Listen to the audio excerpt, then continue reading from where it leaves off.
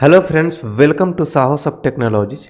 दोस्तों, जैसा कि इस सीरीज के पिछले वीडियो में हमने ये देखा कि एंगुलर 19 में प्रोजेक्ट कैसे क्रिएट करते हैं। प्रोजेक्ट क्रिएट करके हमने देखा, उसके बाद उसको हमने VS कोड में मतलब एडिटर में ओपन किया, उसको रन कराया। रन कराने के बाद कौन सा वेलकम पेज ओपन होता है, कैसा दिखता है, उसमें चेंज करते हैं तो कैसा दिखता है, सब कुछ हमने पिछले वीडियो में करके देखा है। अगर आपने नहीं विजिट किया है पिछला वीडियो तो एक बार जरूर विजिट करिए, क्योंकि वहां से आपको पता चलेगा कि प्रोजेक्ट क्रिएट कैसे करते हैं। आज के वीडियो में हम बात करेंगे प्रोजेक्ट स्ट्रक्चर इन एंगुलर 19। मतलब एंगुलर 19 में जब हम प्रोजेक्ट क्रिएट करते हैं तो प्रोजेक्ट का स्ट्रक्चर क्या होता है, प्रोजेक्ट का डिटेल्स क्या होता है, कौन कौन सा पैकेज इंस्टॉल होता है, कौन से फाइल और फोल्डर क्रिएट होते हैं, किस पैकेज का क्या रोल होता है, कौन से फोल्डर का क्या रोल होता है, कौन से फाइल का क्या नीड होता है, किसका रेफरेंस कहाँ पर होता है। इन सारे चीज़ों को हम इस वीडियो में देखने वाले हैं, तो आप केयरफुली देखिए। अगर चैनल पर आप नए हैं तो चैनल को सब्सक्राइब कर लीजिए, बेल के आइकन को क्लिक कर लीजिए, ताकि मैं जैसे ही कोई नया वीडियो डालूं तुरंत आपको नोटिफिकेशन मिले। तो चलिए स्टार्ट करते हैं इस वीडियो को। और सबसे पहले हम बात करते हैं कि जब भी हम कोई एंगुलर 19 में प्रोजेक्ट क्रिएट करते हैं तो आपको पता है कि बहुत सारे पैकेजेज इंस्टॉल होते हैं, बहुत सारा फाइल और फोल्डर क्रिएट होता है। तो आप क्या करेंगे कि अपना VS कोड ओपन करेंगे, जो एडिटर है, एडिटर में जाकर ओपन फोल्डर करके उस प्रोजेक्ट को ओपन कर लेंगे। वहाँ पर आपको दिखेगा बहुत सारा फाइल और फोल्डर। उन्हीं सारे फाइल और फोल्डर के बारे में हम बात करने वाले हैं। तो ले चलता हूँ आप लोगों को प्रोजेक्ट में, और वहाँ पर हम डिस्कस करेंगे एक एक फाइल और एक फोल्डर के बारे में डीपली, जो आपके प्रोजेक्ट डेवलपमेंट के लिए और इंटरव्यू पर्पज़ के लिए बहुत ही ज़रूरी है। तो ये वही प्रोजेक्ट है जहाँ पर हमने पिछले वीडियो में जिसको हमने क्रिएट किया था। तो आप देख सकते हैं कि यहाँ पर सबसे ऊपर में ये प्रोजेक्ट का नेम दिख रहा है, उसके नीचे आपको दिख रहा है dot angular. Dot angular name का जो फोल्डर है ये क्रिएट होकर नहीं आता है। तो आपको लोग लग रहा है कि ये है कैसे अवेलेबल, कैसे क्रिएट होकर नहीं आता। तो आपको याद होगा पिछले वीडियो में इस प्रोजेक्ट को रन कराया था, तो रन कराने के बाद ये फोल्डर क्रिएट हो गया था। आप भी प्रोजेक्ट जब क्रिएट करेंगे तो फोल्डर नहीं रहेगा वहाँ पर, जैसे ही रन कराएंगे तो ये एक फोल्डर क्रिएट हो जाएगा। तो ये फोल्डर करता क्या है, ये फोल्डर कैसे मेंटेन करने के लिए, देखिए कैसे लिखा हुआ, कैसे मेंटेन करने के लिए क्रिएट हो जाता है अपने आप। इसको डिलीट कर देंगे, प्रोजेक्ट को रन करेंगे, फिर से फाइल फोल्डर क्रिएट हो जाएगा। उसके नीचे डॉट VS कोड लिखा होगा। ये VS कोड मतलब विजुअल स्टूडियो कोड का एक्सटेंशन रिलेटेड फाइल्स को रखता है। ये भी आपके प्रोजेक्ट से इसका कोई मतलब नहीं है। उसके नीचे से आपका प्रोजेक्ट का फोल्डर और फाइल क्रिएट होता है, अवेलेबल होता है। इसके सबसे पहले आप बात करेंगे नोड मॉड्यूल्स के बारे में। देखिए नोड मॉड्यूल्स को जैसे ही आप एक्सपेंड करते हैं, ओपन करते हैं, देखते हैं कि आप बहुत सारे फोल्डर्स अवेलेबल हैं। देखिए बहुत सारे फोल्डर्स अवेलेबल हैं। तो ये किस चीज़ का फोल्डर है, ये उन सारे पैकेजेज का फोल्डर है जो आपके प्रोजेक्ट में बाय डिफ़ॉल्ट इंस्टॉल्ड हुआ है। ठीक है, आप लोग को याद होगा पिछले वीडियो में या पिछले वीडियो में जब हमने इंस्टॉलेशन सीखा था, या पिछले वीडियो को याद करिए, पिछले वीडियो में जब मैंने प्रोजेक्ट क्रिएट करना सिखाया था आप लोग को, तो आप लोग को दिखाया था कि यहाँ पर लिखा हुआ आ रहा है पैकेजेज इंस्टॉलिंग ब्रैकेट में NPM। तो वहाँ पर बहुत सारा पैकेजेज इंस्टॉल हो रहा था, और कौन इंस्टॉल कर रहा था, NPM नोड पैकेज मैनेजर। तो ये वही सारे पैकेजेज हैं। जब भी आप कोई प्रोजेक्ट क्रिएट करते हैं तो आपके प्रोजेक्ट में प्रोजेक्ट लेवल पर बहुत सारे पैकेजेज इंस्टॉल होते हैं। दूसरा प्रोजेक्ट क्रिएट करेगा तो उसमें भी फिर से इतना प्रोजेक्ट पैकेज इंस्टॉल होगा। जो डिपेंडेंसी होता है इस प्रोजेक्ट को डेवलपमेंट करने में आपका हेल्प करता है। ठीक है, तो उन सारे पैकेजेज का, उन सारे डिपेंडेंसीज का फोल्डर है ये। एक एक फोल्डर के अंदर फोल्डर के अंदर फोल्डर, आप देख सकते हैं बहुत सारे फोल्डर अवेलेबल है इसके अंदर। ठीक है, तो ये आप बोल सकते हैं कि नोड मॉड्यूल जो है एक कंटेनर है जो आपके प्रोजेक्ट के अंदर इंस्टॉल्ड पैकेजेज या डिपेंडेंसीज के फोल्डर को कंटेन करके रखता है, ऐसा आप बोल सकते हैं। ठीक है, और इन सारे पैकेजेज का जो रेफरेंस है वो रखता है पैकेज.json फाइल और पैकेज log.json फाइल। इन दोनों फाइल में उन सारे पैकेजेज का रेफरेंस रखता है। आप देख सकते हैं कि इन दोनों फाइल्स के अंदर पैकेज log.json फाइल और पैकेज.json फाइल के अंदर बहुत सारे पैकेजेज और उनका वर्जन अवेलेबल है। यहाँ पर देख रहे हैं कुछ कम पैकेजेज है, लेकिन पैकेज log.json फाइल में बहुत सारे पैकेजेज का रेफरेंस अवेलेबल है।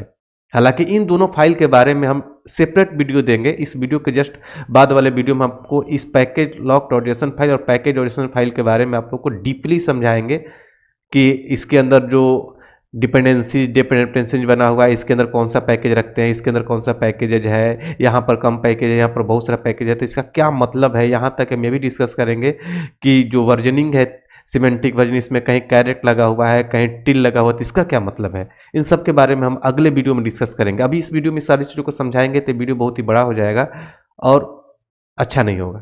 ठीक है, इसलिए इस दोनों फाइल को हम सेपरेट समझेंगे। बस यहाँ पर अभी ये समझिए कि नोड मॉड्यूल के अंदर जितने सारे पैकेजेज इंस्टॉल्ड हैं उन सारे पैकेजेज का रेफरेंस ये दोनों फाइल कंटेन करके रखता है, और फोल्डर को कौन कंटेन करके रखता है? Node modules. अब देखिए, नोड मॉड्यूल जो फोल्डर है बहुत सारे फोल्डर्स को कंटेन कर रखता है, तो जाहिर सी बात है कि इसका साइज बड़ा हो जाएगा।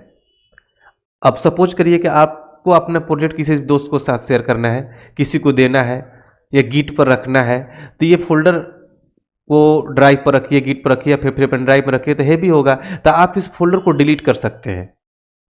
डिलीट करके ड्राइव पर रख के दे दीजिए या फिर पेन ड्राइव में रख के दे दीजिए।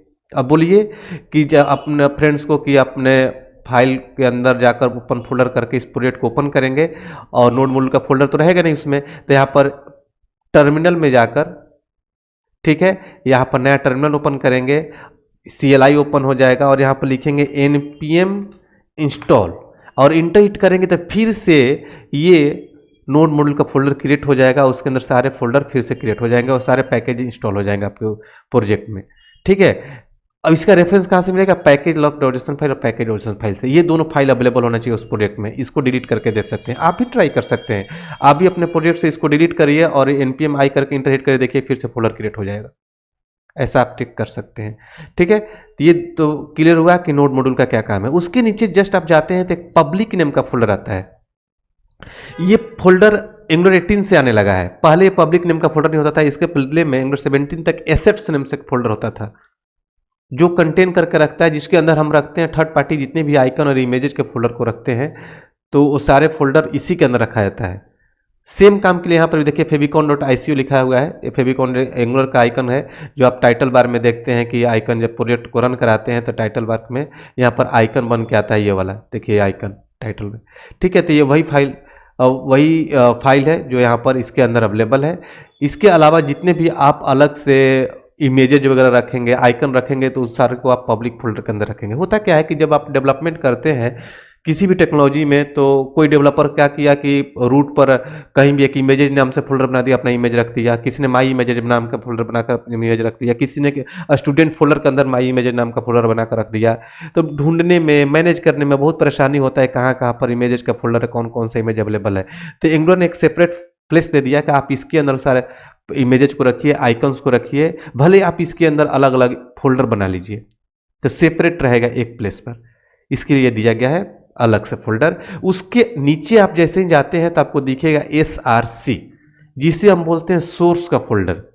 ठीक है, ये SRC फोल्डर, इसको जैसे एक्सपेंड करते हैं, इसी SRC फोल्डर के अंदर सारे प्रोजेक्ट का, आपका पूरे प्रोजेक्ट का फाइल और फोल्डर अवेलेबल रहेंगे। इसी के अंदर आप कंपोनेंट क्रिएट करेंगे, इसी के अंदर आप सर्विस जो भी क्रिएट करना होगा करेंगे। इसको एक्सपेंड करते हैं तो दिखता है आपको ऐप नेम का फोल्डर, जिसे हम बोलते हैं एप्लीकेशन का फोल्डर।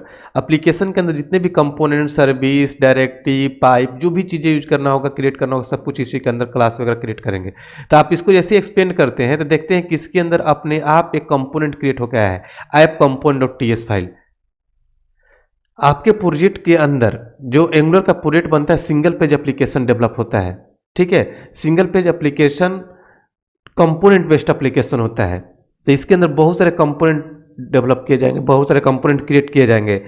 बिना कंपोनेंट का कोई भी एंगुलर का एप्लीकेशन डेवलप नहीं किया जा सकता है। इसीलिए जब भी कोई प्रोजेक्ट क्रिएट करते हैं तो अपने आप एक कंपोनेंट क्रिएट होकर आता है, और वो कंपोनेंट है root component, app component.ts file. और एक कंपोनेंट जब भी क्रिएट होता है तो अपने साथ 4 फाइल क्रिएट करता है। एक TS का फाइल जहाँ पर आप लॉजिक लिखते हैं, एक HTML का फाइल जहाँ पर उसका डिजाइन करते हैं, एक CSS का फाइल जहाँ पर उसका लोकल CSS लिखते हैं, और एक spec.ts फाइल क्रिएट होता है जहाँ पर उसका टेस्टिंग का काम होता है।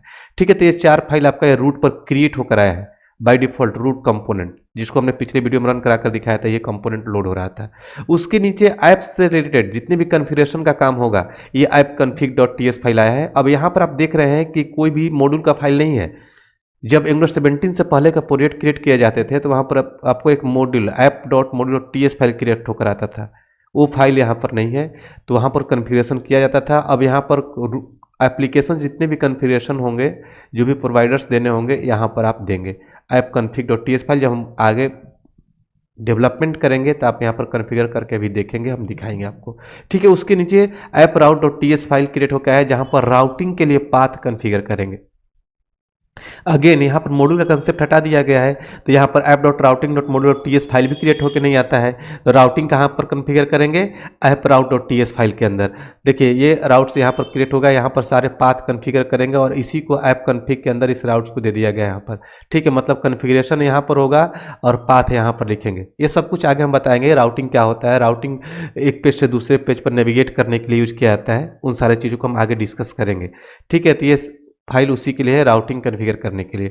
उसके नीचे आप देख रहे हैं index dot H T M L, यही वो सिंगल पेज है जहां पर सारे कंपोनेंट लोड और अनलोड होते हैं। आपके ब्राउजर में यही एक पेज है जो हमेशा अवेलेबल होता है। आपके प्रोजेक्ट के अंदर यही एक index dot H T M L होता है, बाकी सारे जितने भी एच टी एम एल होंगे वो व्यू फाइल होते हैं, व्यू पेज होते हैं, टेम्पलेट फाइल होते हैं किसी न किसी कंपोनेंट के। एक ही ये index dot H T M L होता है जो आपके ब्राउजर में अवेलेबल होता है और इसी index dot H T M L पर सारे कंपोनेंट लोड और अनलोड होते रहते हैं। इसीलिए के एप्लीकेशन को सिंगल पेज एप्लीकेशन बोला जाता है। सिंगल पेज एप्लीकेशन क्या होता है, अगर आपको इसमें डाउट है तो आप कमेंट करिएगा, हम आपको अलग से सेपरेट वीडियो दे देंगे, बता देंगे कि सिंगल पेज एप्लीकेशन क्या होता है। उसके नीचे आप देखते हैं कि main dot T S file, यह starting point of the application होता है।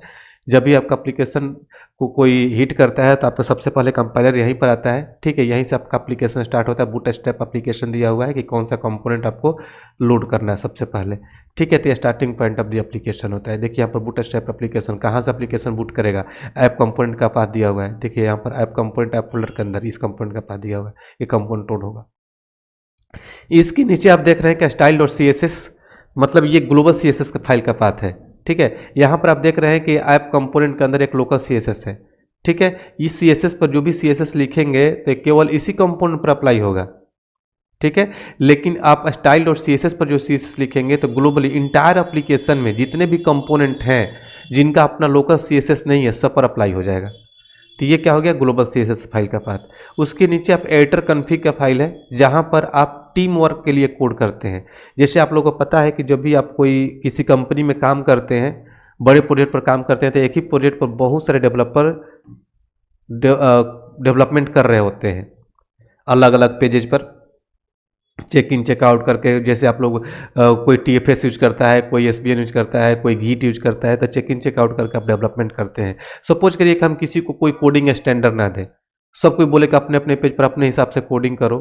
कोडिंग का स्टैंडर्ड कि इंडेंट स्टाइल क्या होना चाहिए, वेरिएबल का नेम कैसे लेंगे, ये सारी चीज़ें आपको ना समझाया जाए, कोई डॉक्यूमेंट ना दिया जाए। तो आप डेवलपमेंट जब करते हैं और जब का सारे डेवलपर का कोड जब माइग्रेट किया जाएगा, मर्ज किया जाएगा, तो एक यूनिक प्रोजेक्ट नहीं निकलेगा, सबका कोड अलग अलग डिफरेंट तरीके से दिखेगा, तो कोई प्रॉब्लम आएगा तो मैनेज करने में भी परेशानी होगा। तो ये एडिटर कॉन्फ़िग एक टीम वर्क के लिए दे दिया गया है कि यहाँ पर रूल डिफाइन कर दिया जाता है कि इंडेंट स्टाइल क्या होगा, कैरसेट क्या होगा, इंडेंट साइज क्या होगा, ये सारी चीज़ें यहाँ पर डिफाइन कर दिया जाता है। और इसका एक्सेस डेवलपर्स के पास नहीं होता है। जो आर्किटेक्ट लेवल का बंदा होता है, चाहे प्रोजेक्ट मैनेजर होता है, उसको एक्सेस होता है, वो रूल डिफाइन करता है। इसके अगेंस्ट कोई डेवलपर काम करता है तो उसके प्रोजेक्ट में एरर आएगा, कंपाइल टाइम एरर आ जाएगा, वो आगे काम नहीं कर पाएगा। तो ये हो गया आपका टीम वर्क के लिए।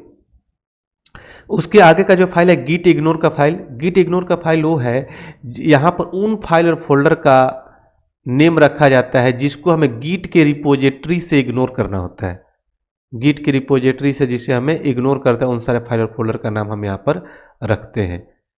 तो यहाँ पर हम डिस्ट नोड मॉड्यूल से इसका नेम रखा हुआ है। यहाँ पर भी देखिए बैकस्लैश स्टार पॉइंट डॉट सब लिखा हुआ है, स्टार डॉट, इसका भी अलग अलग मतलब होता है। अगर आपको नहीं पता है कि गिट क्या होता है, गिट पर कैसे काम करते हैं, तो आप यूट्यूब का जो चैनल है हमारा साहो सॉफ्ट, इसके प्लेलिस्ट में जाइए, हमने गिट का भी बहुत सारा वीडियो डाल रखा है, एक प्लेलिस्ट है उसको देखिए, सब कुछ समझ में आ जाएगा कि इसका काम क्या होता है, कैसे होता है। उसका लिंक मैं इस वीडियो के डिस्क्रिप्शन बॉक्स में डाल दिया हूँ, उस प्लेलिस्ट का, उसको देखिए। गिट भी बहुत मैंडेटरी हो गया है आजकल एंगुलर डेवलपमेंट के लिए, उसको भी देखिए, अच्छे से समझिए।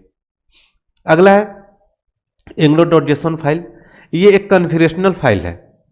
कन्फिगरेशनल फाइल कहने का मतलब कि इसमें सारे मेन जो फाइल हैं उन सबका पाथ दिया हुआ है। देखिए इंडेक्स का पाथ यहाँ पर दिया हुआ है, मेन का पाथ दिया हुआ है, डिस्ट कहाँ बनेगा, जोन डॉट जे, सबका पाथ दिया हुआ है। यहाँ तक कि आप बूट स्टेप वगैरह यूज करेंगे तो उसका ही पाथ यहाँ पर हमें सेट करना पड़ेगा, जे क्वेरी भी यूज करेंगे तो उसका ही पाथ यहाँ पर सेट करना पड़ेगा। मतलब सारे कन्फिग्रेशन इसी के अंदर हम एंगुलर का देते हैं।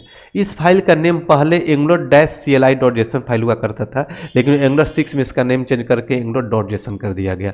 दूसरा चीज़, ये फाइल में जब चेंज करते हैं तो आपको फिर से प्रोजेक्ट को रन कराना होता है, अपने आप सेव नहीं होता है, कंपाइल नहीं होता है। तीसरा चीज़ ये भी कि अगर इसके अंदर कोई भी चीज़ें आप कमेंट नहीं कर सकते, एरर आ जाएगा। कमेंट करने का मतलब आप उसको डिलीट करिए, ठीक है। ये सारी चीज़ें ध्यान रखिएगा। अगर आप कमेंट कर काम कर रहे हैं तो एरर आएगा।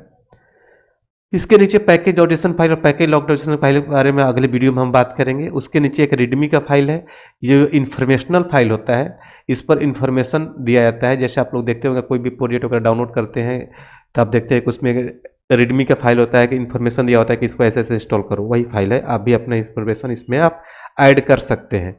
उसके नीचे 3 फाइल है, TS config, TS config, TS config. ये तीनों फाइल जो है क्या है, टाइप स्क्रिप्ट का कन्फिगरेशनल फाइल है, आपके प्रोजेक्ट से रिलेटेड नहीं है, ठीक है। इसको आप एज इट इज रहने देंगे, ठीक है। एक काम कर सकते हैं, टीएस कॉन्फ़िगरेशन फाइल में जो स्ट्रिक्ट है इसको फॉल्स करके आप डेवलपमेंट कर सकते हैं। अगर ट्रू रहता है तो क्या होता है कि एक छोटी छोटी चीज़ों को पकड़ेगा, जैसे कोई वेरिएबल लेंगे तो बोलेगा अभी इनिशियलाइज करो, तो आपको थोड़ा डेवलपमेंट में सीखने में परेशानी होगा, इसलिए आप इसको ऐसे फॉल्स करके सीख सकते हैं सीखने पर्पज से, ताकि छोटी छोटी चीज़ें इग्नोर करेगा। तो आई होप कि आप लोग को समझ में आ गया प्रोजेक्ट स्ट्रक्चर के बारे में। फिर भी आपके माइंड में कोई भी कन्फ्यूजन होगा तो हमारे कमेंट बॉक्स में जरूर शेयर करिएगा, हम आपका कमेंट का रिप्लाई करेंगे। तो चलिए मिलते हैं अगले वीडियो में अगले टॉपिक के साथ, तब तक के लिए थैंक यू सो मच।